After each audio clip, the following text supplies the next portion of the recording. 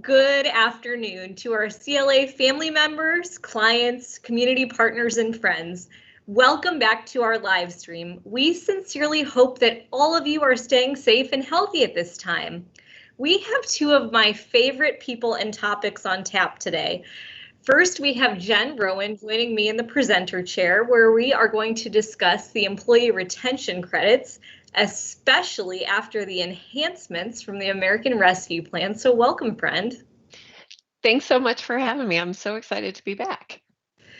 And we also have Jack joining us with the latest on PPP, including some breaking news there and other economic relief updates. So Jack, we are thrilled to have you also. Great to be here. Now, before we dive in today, we do have some housekeeping that we want to cover. We do have the ability for live Q&A during our session today.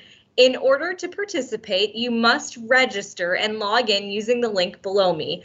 The questions will appear for you to like and move up in priority so that we can see and address them. Also, we have moderators that are standing by ready to engage and interact with you. We also want to let you know of a very special event that we have coming up on March 30th.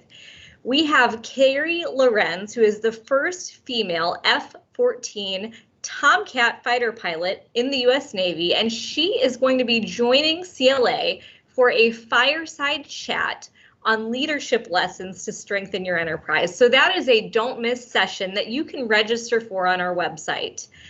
Now, in addition to our webinars, be on the lookout for articles and other white papers where you can get all of our up-to-date guidance. And as always, contact your CLA relationship because we absolutely want to talk with you. So Jen, let's get started with you. And it is hard to believe, you and I were talking just before this session, that today is almost the 1-year anniversary of the CARES Act. We have had so much happen since then. It's nuts. Oh my gosh, haven't we? I mean, it's just crazy when you think about everything that has rolled out in that 1-year period. It's unprecedented and unlike anything I've seen in my career. Yeah, so we thought the CARES Act was an opportunity, and it certainly was with employee retention credits. Then we got the Consolidated Appropriations Act, and that provided a lot of enhancements to those credits. And we thought that was a big opportunity for our clients with those retention credits. Then March 11th this year, we get the American Rescue Plan, and we realize the opportunities are even greater now. So these retention credits this year have been all the buzz. And you released just an awesome article this week with Chastity Wilson in our national tax group. So I thought that article was great because it really started to walk through some of the notable changes with respect to the rescue plan and the retention credit. So maybe we can start with just what are some of those most notable changes that the rescue plan brings to the retention credit? Yep, that is such a great question. And thank you for highlighting the article. It was such a privilege to do that with Chastity. So thanks so much. But I think the biggest change is the expansion of the credit. So the American Rescue Plan extended the credit through the end of 2021. So now you can take it for all 4 quarters. And so that gives you a possible maximum credit of $28,000 per employee in 2021. Again, the way you qualify that, just as a quick refresh, it's up to $10,000 in wages and qualified health costs times 70%, which would be $7,000 for each of 4 quarters, assuming you're a qualifying business. And so that's where we get that $28,000 for any one employee this year. And that's really valuable to a lot of organizations. It really is. It is a huge expansion of the credit. So it is really exciting. It's a big boost in cash flow for companies. But were there any other big favorable changes? I know you mentioned a few in your article, so let's talk about what those are as well. Yeah, absolutely. So, the other favorable changes that don't apply to everybody, but really I think are great for businesses who really need this. There's one expansion of the credit for any employers who have greater than 500 employees. Now, remember, if you have more than 500 employees, you can only look at wages paid to employees who are not working. Well, they removed that limitation on qualifying wages to severely distressed employers. So what they say now is, look, if you are a severely distressed employer, which means you have a greater than 90% reduction in gross receipts when compared to the same quarter in 2019, you do not have to limit your wages that you take into account. If you're in that scenario in either Q3 or Q4 of 2021, then you're going to be able to take the credit on all the wages you pay your employees, even if you're a very large employer. So that was probably the first really big change to businesses who are really struggling through recovery mode. That was a big deal. Yeah, and certainly that is a big change for those businesses, and hopefully those businesses, are on the recovery. We hope they don't need that support, but that is a big deal. What about startup companies? I think, Jen, those had some trouble initially possibly qualifying for this, but it seems like they got some relief with this change in the bill. Well, they sure did. So we have been really grappling as a firm with like opportunities related to businesses that were started, after like in 2020, certainly after February 15th of 2020. So the American Rescue Plan, as far as it relates to the employee retention credit, expanded the definition of eligible employers now to business. So now, in addition to qualifying because you had reduction in gross receipts, or because you are subject to a full or partial suspension by a government order, you could also qualify if you're a recovery startup business, meaning you opened your doors after February 15th, 2020, and you have $1 million or less in average gross receipts for a specified period of time. So now these smaller new businesses have some relief, and they've got a maximum credit. So you would apply all the rules, but then you hit a maximum if you're one of these businesses of $50,000 per quarter for the third and fourth quarters of 2021. So again, you get some relief at the end of the year this year if you qualify either as severely distressed or a recovery startup business, or the very, very large or the very, very new are now contemplated under the legislation in ways that again are really designed to help them out and pull out in Q3 and Q4 at the end of 2021. So that would be. Yeah, this was a big deal for our tech clients for sure. But I think for any startup business, it's fantastic. So certainly there's overlap, right? I mean, we talk about the concept all the time of double dipping, and you can't do that. Tell me a little bit about how, if you get the retention credit, it might also interplay with other credits and some programs like the R&D credit or PPP or your other area that you spend a lot of time in, like the work opportunity tax credit. I love the WOTC. Yes, absolutely. So one of the things I loved about the American Rescue Plan is that it gave some much needed clarity to some questions that people had been asking us as far as this double dipping provision. So we always knew, with Consolidated Appropriations Act, they were very clear, like, just because you have PPP doesn't limit you from qualifying for the retention credit. However, be very, very careful. And Jack and I have talked about this a lot. You can't double dip and use the same wages for forgiveness for PPP that you could use for retention credit. And then we also knew from an FAQ issued last year that you could not use the same wages for the retention credit as you could for my love, the WOTC credit. But other than that, it was silent. So we really didn't know where to go. So the American Rescue Plan very much spelled out, hey, here are the credits for which you may not use the same payroll dollar. So they listed the credit for increasing research activities, the Indian employment credit, the wage credit that employers can qualify for active duties, for paying people who are in active duty in military service, the credit for paid family and medical leave, which we've talked about before. That's that income tax credit for larger employers, who may not have qualified under the Families First credit. You still get a credit for paying leave to employees who are out for qualified reasons. It listed the work opportunity tax credit, the empowerment zone credit, and then the new credits for paid sick leave and paid family leave. So that was great clarification on those credits.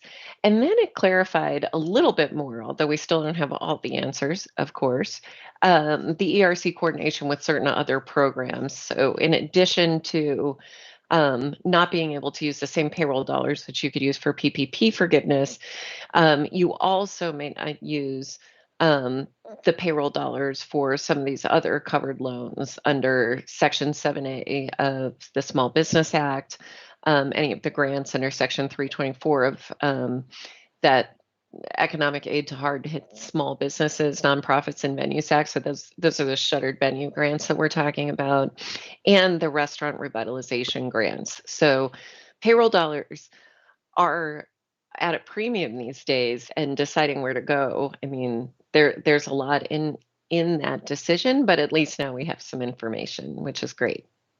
Yeah, so I mean, you've raised a really big point here.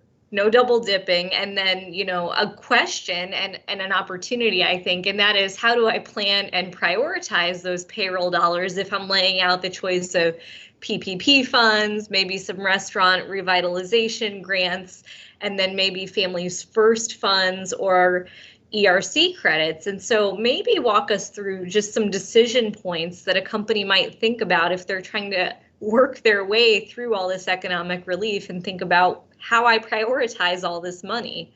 Well, such a good question too. And I think the key word that you just said was like, talk about the decision points, because it is a decision, right? Like, so there's no requirement. I was in the chat prior to, or I was in Slido prior to us getting started talking, and somebody said, you know, which am I required to do first? And the answer is, you're not required to do anything first, but let's really be smart with our money. And so, first things first, I would say let's use this for PPP forgiveness or any of these grant forgiveness. But PPP forgiveness, I say, go with that first, because again, it's, you know, a dollar, it's 100% of your payroll dollar back and for free, right? It's not taxed as income. So you've got probably the very best use of your money is going to be for PPP forgiveness, and then some of these other grants. Then I would say your next best use of your dollar, and we're going to talk about why, but it's these Families First credits, right? Because they are a dollar for dollar credit. So when we went through this evolution of the employee retention credit, we said, look, it's a 50% credit in 2020, a 70% credit in 2021. Well, the Families First is 100% credit. So of course you'd want that back, subject to those limitations. So then I would use your money there. Then, to the extent that you have additional payroll, definitely go with the employee retention credit. That credit, again, it's either going to be 50 or 70 cents on the dollar. And you do have that add back to wage expense. And I should qualify what I said about the Families First dollars, right? Because that is not back to income. So there you're being taxed on those dollars. Retention credit, you're not being taxed on those dollars as income, but because you have to reduce your wage expense, you are, you know, increasing your taxable income effectively by claiming that credit and having that add back. From there, I would choose your income tax credits, right? And, you know, different of these credits give you different percentages or different cents on the dollar as far as value with the credits, but again, they're just going to be an offset to your federal income tax liabilities. So you're not going to see the refunds, you know, like you see essentially with PPP and Families First and the retention credit. They're not going to be refundable. So I would use those lower in order of priority. So, but it's important, as you said, to make those decisions, because in some cases you are going to need the reduction to your federal income tax liability, and you're going to want to take a look at that and maybe, you know, I would say, you know, several of these you have the ability to carry the credit back to the extent that you don't fully utilize it. And if there are instances where there's a wise decision to be had to maybe prioritize your payroll dollars to a different program. But, you know, we've said multiple times, press pause. It doesn't mean not to file something or not to make a payment, but definitely consider everything very carefully so that as you know, are claiming credits, you're not putting yourself in a position where you're limiting yourself out from forgiveness or from the ability to generate other credits or claim other credits that might be of higher dollar value to your business. Yeah, I think that's really good planning advice. So let's stay with planning advice and let's talk about a couple tricky areas of the credit calculation. One way that we talked about qualifying is just decline in receipts, but here's a fan favorite for you. I know you've had just all kinds of buzz around the firm with this one. So partial suspension, and this is tricky. So Oh, let's talk about some guardrails, what does and doesn't work here. yes, absolutely. And thank you for giving me this platform to do that because the partial suspension test up until March 1st was pretty unclear. So a lot of our clients were calling us, having been solicited by other folks saying, hey, if you had to take time to put on your PPE, that counts as partial suspension because it was a disruptor to your business. The IRS notice that was issued on March 1st, it's notice 2021-20, really acknowledged that there was a lack of clarity around that and said, look, let's try to objectify this as much as possible. So what they said was, you have an objective test here. If you can say the area of your business activity of your organization that was shut down, in order for that to be a partial suspension, it has to have impacted at least greater than, I should say, 10% of the gross receipts of the business at the same time in 2019. So you can't look to like, oh, well, then throughout 2020 it affected it. It's like, if you had shut down that piece of the operation in 2019, was that greater than 10% of the gross receipts? And if you can't get there that way, or you can't compartmentalize it like that. What you can also say is, was it greater than 10% of my employees' hours? Were they affected by this government order? If you can get there that way, that will also qualify the organization under the partial suspension test. So still not a perfect answer. I mean, we're still grappling with it in certain areas. Dave Wiggins and I were on with our dealership clients yesterday, kind of talking through some of the nuances, but in many cases, having this objective test and at least the bright line standard that it has to be, greater than 10% is making a huge difference in helping people sort of sniff out if this is a real thing. Yeah, I think that makes sense. So provide just a couple examples of this because, again, I think examples really help people understand and put context around this. I agree. And, thankfully, I didn't even have to be super creative on this. The IRS notice gave us some good examples. So the first one was to say, and this is a great one that goes to just some of the broad interpretations that all of a sudden got clarity with the notice. The IRS says, let's talk about a grocery store salad bar. In before we had clarity, saying that you shut down the salad bar in theory could have reached you to a partial suspension test. And so they said, look, a grocery store salad bar in most cases is not going to generate 10% of the gross receipts of the business, or certainly didn't in 2019, nor is it 10% of the overall employee hours in most cases. And because of that, you couldn't say that because the salad bar was closed due to government restrictions, they qualified under the partial suspension test. They went on to say, okay, so you understand that part, but what about the limitation to being able to enter a business? So they give you the example of like we have like craft stores here like Michael's, right? And a lot of times, a lot of the orders required people to stand in line to get in to buy their arts and crafts. They said, look, the act of standing in line or causing your customers to stand in line to enter the business is also not significant to count as a partial shutdown. So that was really important to keep in mind. And then they also went on to say, hey, let's clarify that if you had to transition to telework, even if you didn't do it in the past, if you could do it, if you could work your operations remotely, that also is not going to count as a partial suspension. So again, really good clarity, some good examples by the IRS. I wish they could have given us one for every industry and every situation, but it's enough that we can reasonably extrapolate. Yes, I think that makes a ton of sense. So, we are getting to the end of the first quarter, and a lot of people are starting to really do their 80% receipts test comparing Q1 of 2021 back to Q1 of 2019.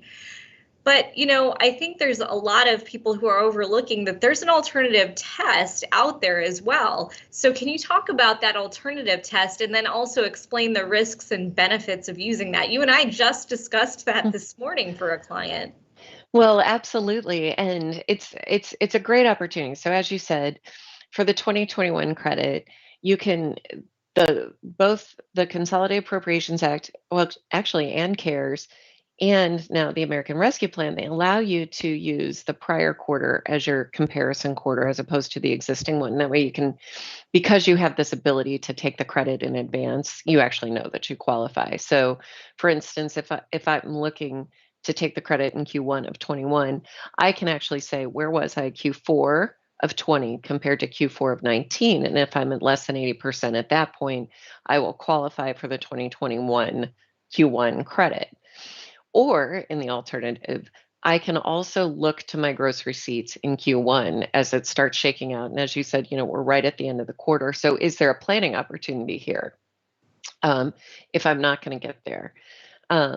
Because we have this election to take a look at the prior quarter, some people are even going so far, and by the letter of the law, this is true, right? Like some people are going so far as to say, okay, so if my gross receipts in Q1 are less than 80% of where they were in Q1 of 19, they're greater than that in Q2.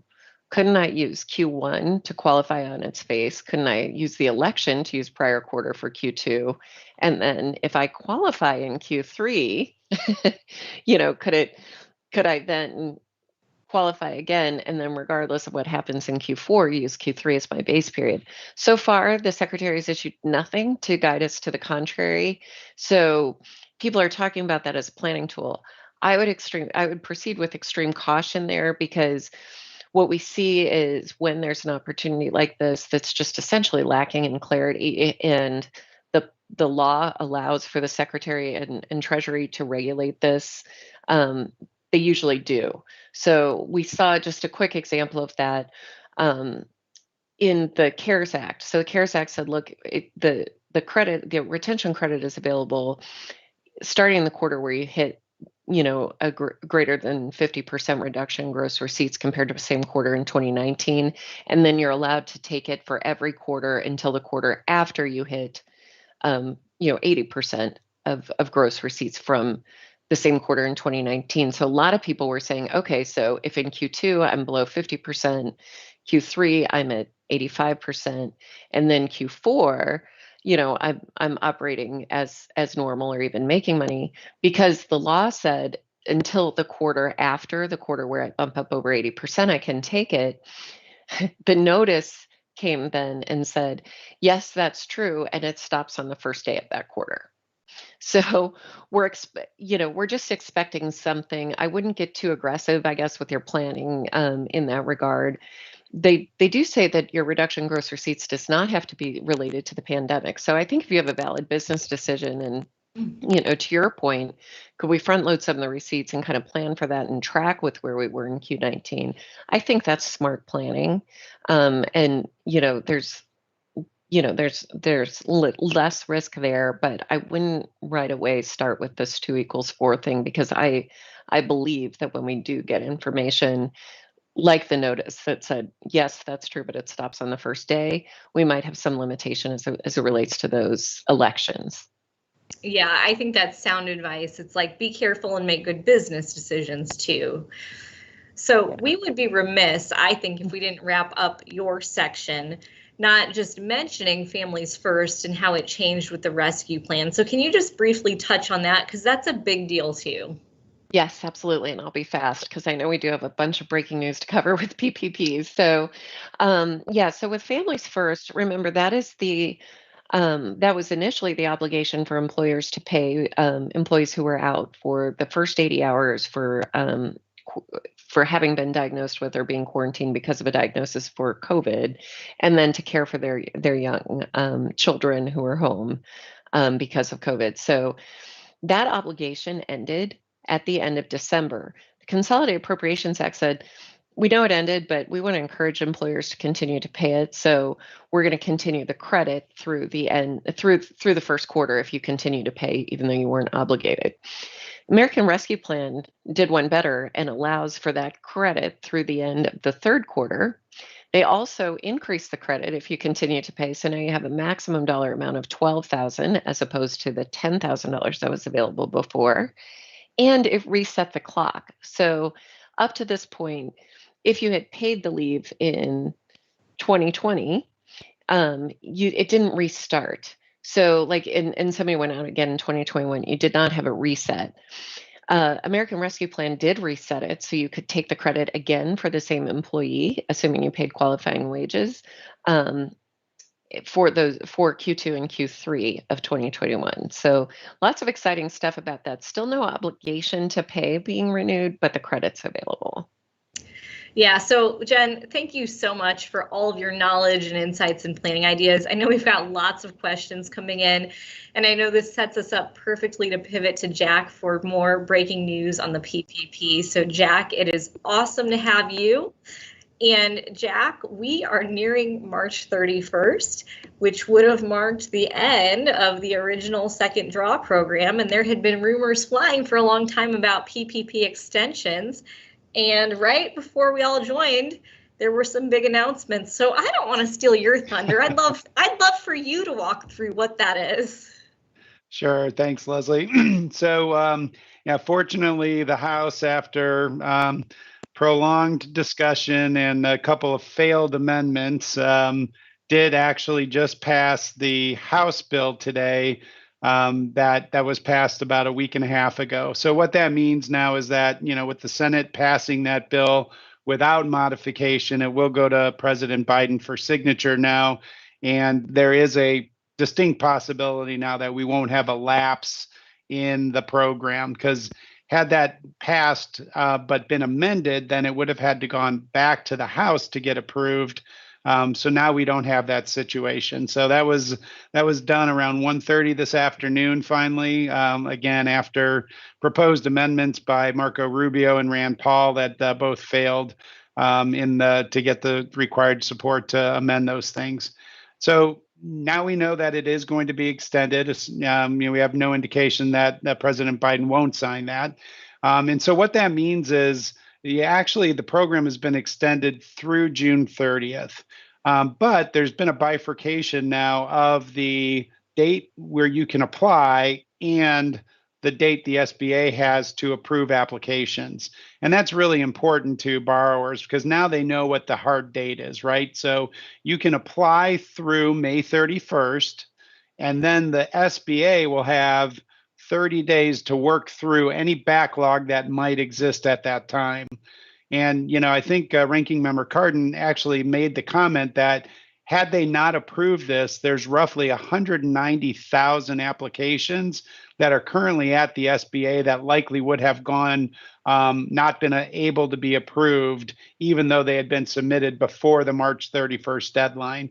And so it was great to see that the way they've done this now. And really good news for everybody that hasn't been able to submit an application yet, but will be able to now. And this is great news for some of those PPP-1 borrowers that were just able to get into the program now because they were eligible. Might mean that they could actually apply for PPP-2 now if they meet all the criteria, where before it would have been very difficult to use all those PPP-1 proceeds. Now, barring any kind of guidance from the SBA that precludes you from doing that, you might have companies that got PPP-1 loans in January and can now get a PPP-2 loan sometime in the April or May timeframe. Yeah, so it's good for a lot of reasons, right? They can possibly do that.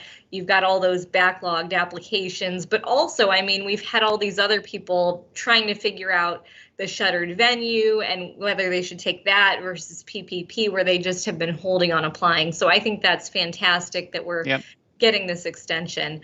So we've also had some announcements related to the EIDL program announced on the website. Bring us up to speed on those changes and what's relevant there.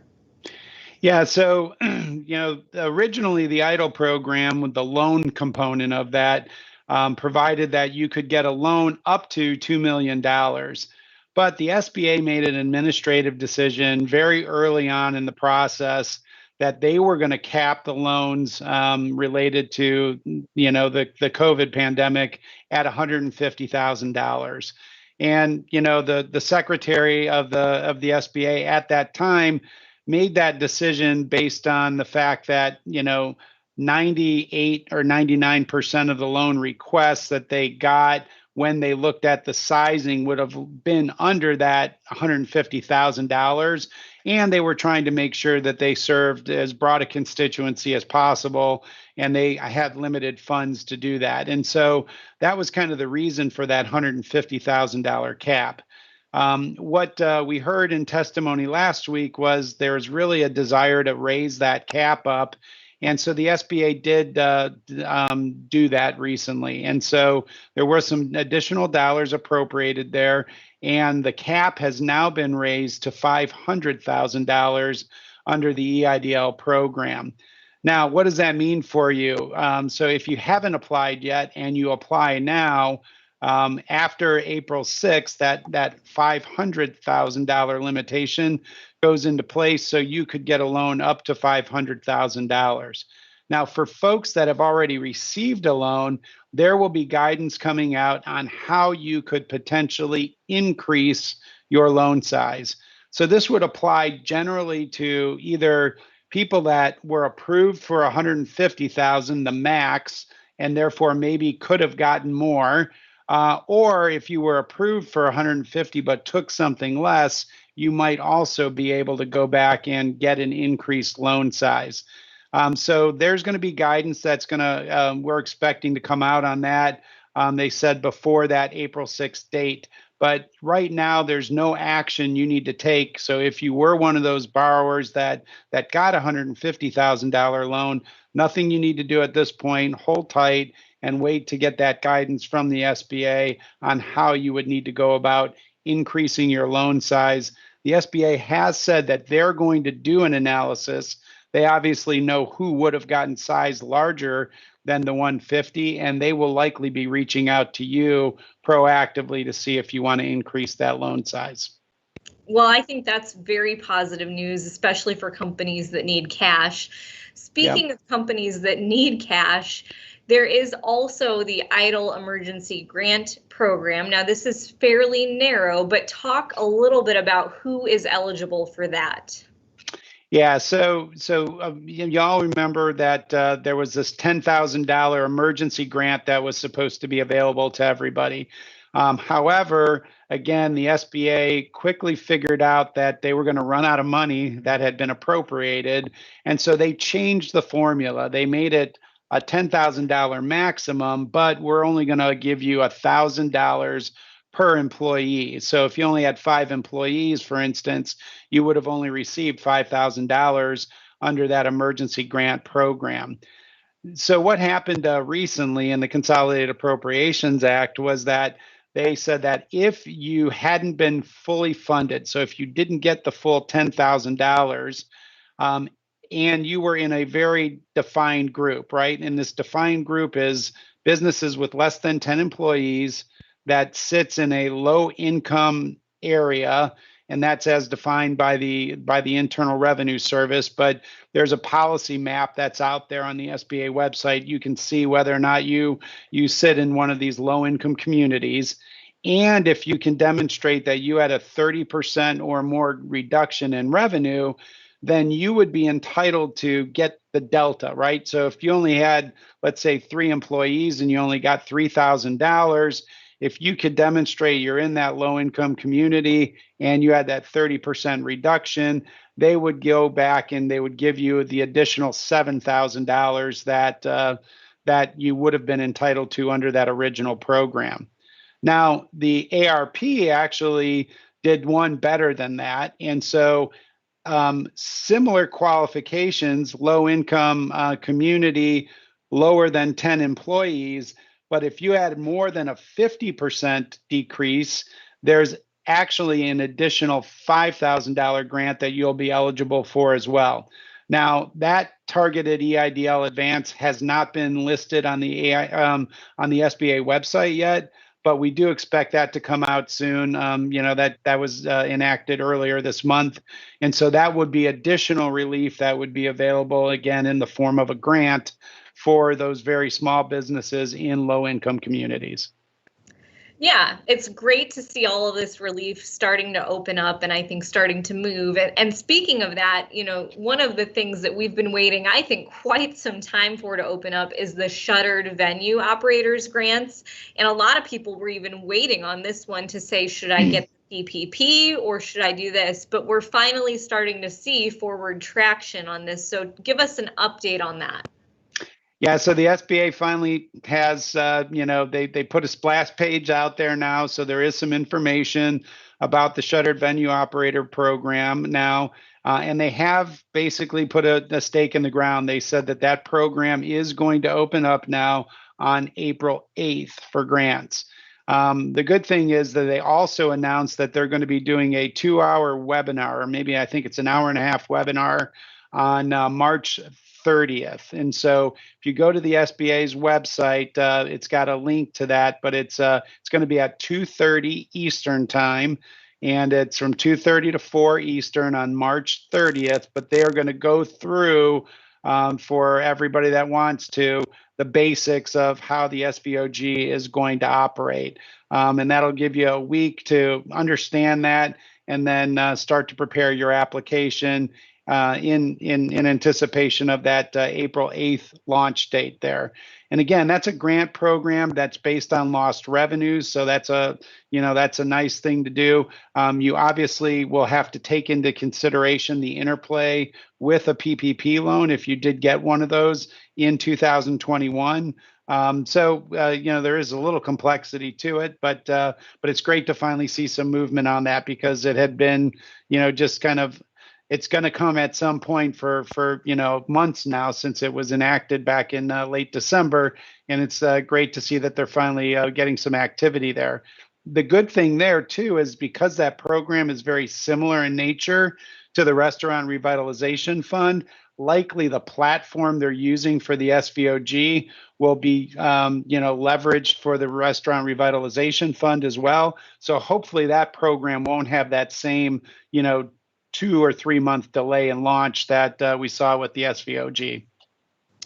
Well, I think those are really just great updates about all the economic relief that are out there.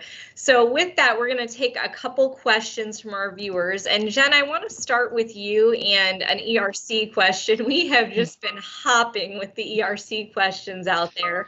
So we've got a really good one out there, and it's related to qualification and talks about if you have basically, changes in quarters, can you qualify multiple times during the year? So for example, if you qualify in Q1 and then in Q2 you violate the 80% threshold, but then you fall below it again in Q4, can you qualify again? So basically, can you qualify for multiple quarters? Absolutely, and what a great question. And to your point, what great questions are coming in Slido. I almost forgot to come back on screen here for our section, but that one is a great one. So yes, you may qualify based on that scenario. There is no requirement that you qualify for consecutive quarters in order to claim the credit in any quarter when you're using the gross receipts test. Same goes if you have a government order, it was lifted, and then the government order comes back into effect. You would just use the time periods that it was in play. But I thought that was a fantastic question as well. So yes, just to restate that.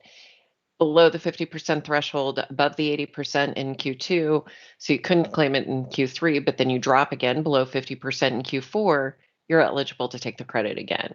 So it's still generous in that regard, assuming you need the wages to get. Remember, it's not a quarter by quarter up to $10,000 in 2020. It's just $10,000 from March 13th through the end of the year. So assuming you need that last quarter, it would be available in that scenario. Awesome. Great response there. All right, we have a PPP question. So Jack, I hope you're ready for it. We'll give it a shot. Okay, so back in a curveball. previous live stream, we talked about alternative payroll periods no longer being available. And the loan from the first draw, we're waiting to file forgiveness for, but there was supposed to be updated 3508S in March. we don't see that yet. So just curious on updates and timing of that. And we're looking for you to crystal ball here. So we do have the 3508S is out there now for loans under $150,000, and so you can use that form, and you don't have to lay out all the detail that you would if you were using the regular 3508 or the 3508EZ, even in terms of the amount of detail around the eligible expenses and payroll and things like that. You're going to attest at a much higher level. You don't have to use the alternative covered payroll anymore, as you mentioned, and really that only impacts you on the back end, right? Because the way the rules ended up being, as long as a dollar got paid during your covered period, it got included. So you really weren't prorating any payrolls at the beginning of the covered period. You were only doing that at the back end. And now with the ability to select your end date of your covered period, you can essentially get your full last payroll in there and then make that the end date of your covered period, because you can select it. So you no longer have to worry about having those alternative covered periods that are out there. So you can end on a natural pay period now if it's a weekly, biweekly, bi-monthly, or monthly payroll. So it works out much easier with the flexibility on the covered period. Great advice. Well, unfortunately, that is all the time we have for today. I do want to thank Jack and Jen. I want to thank our moderators who have been live with us answering questions. And I want to thank all of you for your engagement and questions. We encourage you to register and engage with us. We absolutely love having you be part of the conversation with us. We will see you next week, but until then, stay safe and healthy and have a wonderful weekend. Thank you.